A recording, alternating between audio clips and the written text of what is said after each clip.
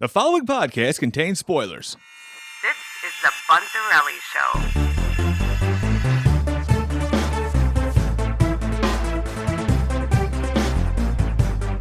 You're saying like if they're gonna like they plan a beginning and an end and then kind of fill in the rest. I feel like that's kind of what they probably do, because if you're gonna go and plan the next 10 years, how much of the in between can you know what I mean, really say what's gonna happen when actors do this and that and blah blah blah. So it is almost like they just kind of go for like key points that they have to strike, and then in between they just weave in the rest. I think they have a big storyboard, and they're like the first phase one, they were like, okay, we know we're gonna do an Ultron story. Yeah, we got to do Infinity War. Yeah. So Guardians needs to head towards, and they got a big roadmap. Exactly. I can't imagine what the next roadmap is because this Doctor Strange multiverse thing, I can only assume is going to be the end of it. I only think that because it doesn't look like it's bleeding into Thor, which, by the way, we haven't even talked about in the Thor trailer. Yeah, we haven't. But it's, you know, I would assume that's the resolution, the Doctor Strange thing, which is fine. But if that is, then what else are they doing? Like, are they going to do the Falcon steps in as Captain America? Are they going to do,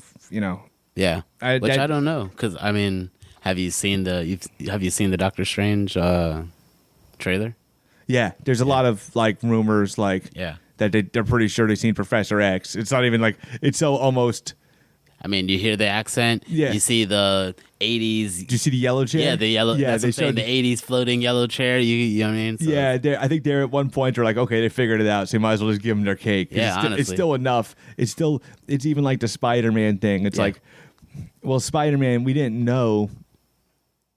We knew, but we never saw a hint of the other two Spider-Man. Yeah, it wasn't ever solidified. They never were just like, okay, you guys are right, but they gave enough to keep teasing. Here's the thing. The fact that they're giving us Professor X, what are they not giving us?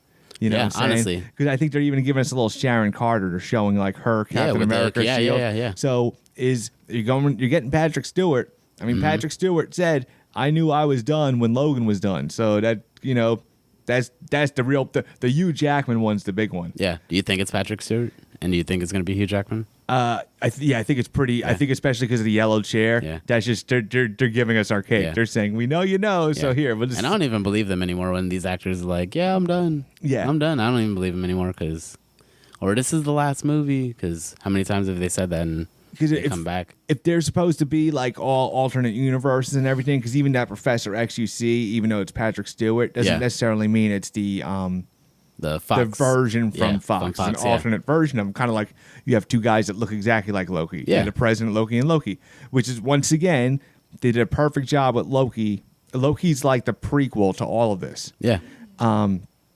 Yes, because Hugh Jackman was like, yeah, my character had the perfect ending. I'm done. But if you do this, you're not taking away from his ending, because you could accept in your head it's a different, or universes are merging or whatever. Yeah, we've already got that concept. They've got that concept wrapped around our head as an audience. Because I think they're even going to do there's rumors too, but some of those rumors are so consistent, and it's usually like if it's the same one just beating, but like John Krasinski as Mr. Fantastic.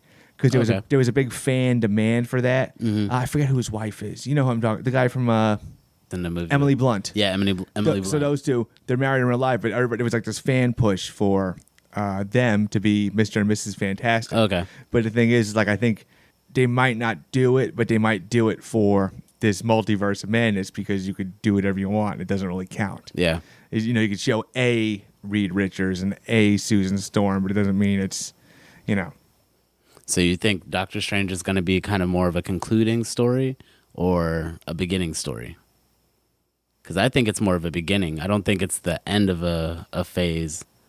Because I feel like the Thanos thing, the snap and all that, that was the end of the phase. We saw that. That's the conclusion. I think this is more of the beginning phase of where we're going. And I think we'll have more understanding too. Because right now we're just seeing like a lot of reality play.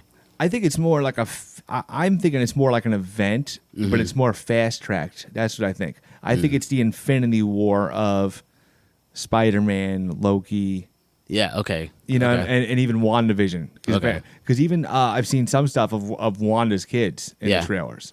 So it's kind of a beginning and an end. Yeah, I think it's the catalyst, but it's also like the conclusion of all these different... Yeah, because just because of the trajectory, like I don't feel...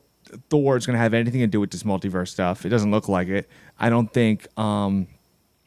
Maybe I'm wrong. Maybe that Jane Foster's from a different universe. I just assumed it was his. There is a storyline where Jane Foster gets cancer, and I don't know the exact thing, but it's like passed down. She gets the hammer, and it keeps her alive or something like that. Yeah. Plus, it's a broken hammer, so it's obviously the hammer that got broken by Gila. Yeah, and I know the hammer has doesn't it have like, I'm pretty sure somewhere in the comics it had the power to bring back the dead or something like that. Maybe, but yeah, it had something to do with the reason she got that Thor was because somebody was trying to help her out because she was dying of cancer. So it's a cool storyline. I could have done a show on that trailer, but it's just like the show just so little. Like the review will be, you know, you kind of have to wait until they've done like 3 or 4 trailers. Yeah, just there's not much to. It's kind of like a jump from where he left off in Infinity War. Like he's in a totally different place. It's gonna be interesting to see, and it's also Taika Waititi who did Ragnarok, which was like the best Thor movie ever. So it's I mean, good to see like him come full circle after that Infinity War stuff. Yeah, so. I don't know. I'm hoping Moon Knight doesn't just end where it is. That they do tie it in. Yeah, we'll see. We will know. There will be an answer because if he dies, he could either die and that's it, like the story ended, but he dies at peace and that's like the beginning and end. If he's still alive, even if... I feel like that would be so unsatisfactory, though, because we didn't really get a lot of Moon Knight. We just got a lot of Steven and... Yeah, well, you know what I mean? That's... Unless there's a new Moon Knight, some Khonshu comes as somebody else and just like, I'm going to choose you. Yeah. You look good, too. Yeah. You know what I mean? So we're like, maybe we have this kind of understanding of what's going on, and he just chooses a new Moon Knight. I just saw the reflection of this light. I thought something was falling on me. The light. I just look. In case you wonder why I just did that.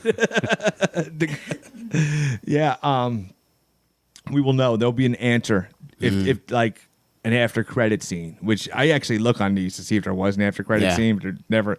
But if there's one, like I'm saying, it will be answered. If he lives, you could see it. You might see him again, and maybe it's open ended. I was gonna tell Bob about like Kingpin. Yeah, and Daredevil. That's why I was like, because he's been watching Hawkeye, but he hasn't. But like, okay, they exist. They're here. Yeah. We're gonna use them. You know the Did you ever watch Hawkeye? I haven't yet. No. Okay, so there's a character in there that's getting her own spinoff, and in the spinoff, they're talking about bringing Daredevil in. Yeah. But Bob, I don't know where Bob was if he had actually seen that character yet or seen. That's what I was telling you. Like all of those shows, I think it was the 4 shows that they made uncanon. For a few years, they're bringing back and canonizing them. So it's Luke Cage, Jessica Jones, Iron Fist, and Daredevil. Yeah, I'm gonna start Daredevil again. I think I'm gonna watch the whole thing, and when they'll just do a. You need to watch Luke Cage. I'm telling you. I know Bob watched it too, and Bob is the same thing. Like you gotta watch him, and then maybe just like do a revisit on like the whole show or something like that. You'll love Luke Cage, especially since you loved Into the Spider-Verse. Okay, I told you they were the same. They were made by the same people. So it has that same story. Like, remember just how like diverse and just different Spider-Verse was? Yeah. You know, it was just like it had a different art style to it. It's the same thing with Luke Cage. A lot of colored, like different kind of colored scenes, just the music choice, the vibe of it. It's a standalone piece of like Marvel. You know those guys, the Miller and Lloyd, they were supposed to do Solo, and they got fired from that. Really? Yeah, they got fired because of disagreement. That's when Kathleen Kennedy was firing everybody. Oh, okay. And then they brought in Ron Howard. But now that I've seen them do Spider-Verse and stuff, it's a shame because like it would have been interesting seeing somebody bolder do Solo instead of just going like paint by numbers. Yeah. Let's play it safe. But I think Star Wars has learned their lesson too. Yeah, definitely. So, because even Boba Fett like wasn't perfect, but it was cool, and they did whatever they wanted. They did some moves, like they did some bold moves. They weren't scared. Yeah. And even George Lucas said that to Dave Filoni once. He goes, "Don't be afraid of making people mad, because it would hold you back." Yeah. Or that's why even like the sequel trilogy was just paint by numbers. Guy got daring with Last Jedi, which whatever. The guy tried something crazy. Yeah. But then they just like panicked. Whereas what they should have did was just, okay, let's even if we don't like this, let's resolute this direction we went. Exactly. But you know, there's actually a script out there too of Colin Trevorrow wrote a third Star Wars movie. Really? And I think some people have animated the script, but the script is out there, but it does some bold stuff. Like Luke is haunting Kylo Ren and stuff. Like there's some just different, they got away from the whole, Rey was somebody else. They didn't do they had a totally different script. And that's what we need. That's honestly what we need. Well, that's what they're doing now with The Mandalorian. Yeah. Because you could bring Luke in and you could say, have Luke do this, Luke do that. But the important thing is, you get away from the Skywalkers. Yeah, but even Luke in The Mandalorian is cool because he just comes in and he acts like this period of time. He's in his A game and everything. Because there's more. I'll just tell you, there's more of him in Boba Fett. Yeah. Like, and it's even better. Yeah, I don't have a problem with them being there, but I'm just like, don't make it about him. It doesn't have to be a Skywalker saga because that's all it's been for the last 9 movies. Is the Skywalker saga. Yeah, and why mess with that heritage? Exactly. Whereas you can't do anything to the Mandalorian and somebody go, whoa, Mandalorian wouldn't do that. Like, no, we made him up. We can do whatever we want. Exactly. You know what I'm saying? It's Jon Favreau and Dave Filoni. Like, no, this is ours. We made him. We're going to play in the sandbox of this George Lucas world. Exactly. But we get to do whatever we want because we're in this time period. It doesn't affect anything, and it just exactly. And they took risks when they made Ahsoka. Everybody hated Ahsoka in the beginning. Like, they hated her. Yep. Like, they hated the fact that Anakin had an apprentice. Yep. They're like, this doesn't add up. And now it's like people like she's one lose their minds. They brought the last season of Clone Wars was like all her. Yeah. It was like the last 4 episodes, like Anakin and Obi-Wan are in for like 10 minutes, and it's all about because we know what happens to them. And really, so it focuses on her. Yeah, really, Clone Wars is like a perfect example of taking the risk and like fleshing out stuff. Yeah. Because that's really what kind of revived the Star Wars universe. Yeah. And like fleshed and gave life to so many avenues that we have now. It was the Clone Wars animated series. Yeah. You know? Yeah, it's and that's what and Dave Filoni knows how to do that. Yeah. Like mess with that stuff, and Jon Favreau loves it, and they trust each other, they work good together. And cause The Mandalorian did so well, everybody leaves them alone. Yeah. I don't think anybody messes with them. Yeah. Like there's no need to. Yeah. So It's in safe hands. Yeah. And then like a couple shows got canceled, but even like Ahsoka's the one I'm really looking for. Obi-Wan's cool because Obi-Wan's a heritage character and it's really like important time. But again, it goes to that whole Skywalker saga. Well, it's more based on him and Anakin. Yeah. And that story was kind of like, it kind of bridges the gap between how they felt each other at the end of episode 3 and they're meeting A New Hope. It kind of like, yeah, I kind of want to see more of that transition of like the acceptance of Obi-Wan. Like, okay, this is where he's at now. Yeah. That's cool. But like Ahsoka, the cool thing about Ahsoka is, first of all, once again, you're free to do whatever you want. Exactly. And it's Dave Filoni. Like I think that one's his. Like he's in charge, executive producing and probably writing most of the shows because he created that with George. He's had a plan when Clone Wars got canceled. He brought her into Rebels. He brings her into whatever he's doing. Like she shows up. So that's going to be his baby. I almost predict that he's going to end her story there. So her story's eventually going to end. Yeah, definitely. He might do it on her show, or maybe unless her show gets a couple seasons. It's like to be seen. We started doing a keto one, and it kind of went nowhere. And then we started talking about Morbius and stuff. And I was like, okay. I think I might watch that tonight. They should have a better link up by now. Yeah, it's not. I mean, it's a movie. I just want to watch it. Yeah, it's my anger wasn't even so much that it was bad. My anger was just like, what are you guys doing? Like, what is your direction? Like, it's just like you guys like. You're just doing stuff. It wasn't even like Venom. Like they're just throwing spaghetti at the wall. Like Venom wasn't like the greatest, but they pulled it off. Yeah. But Morbius was just a little. It was a little bit of I said it wasn't bad. It actually had points where it was good. It was just like, that's what I've heard. It was just, I got out of there, like the next day I was talking to someone, I was like, I can't remember how that movie ended. Yeah. I can't remember what happened. At one point, like my brain just shut off from watching it. But yeah, I would watch it. At least, it's good to watch even the bad stuff, just because you could at least see what the problem is, see what you're going, you know. Did you like Robert Pattinson's Batman?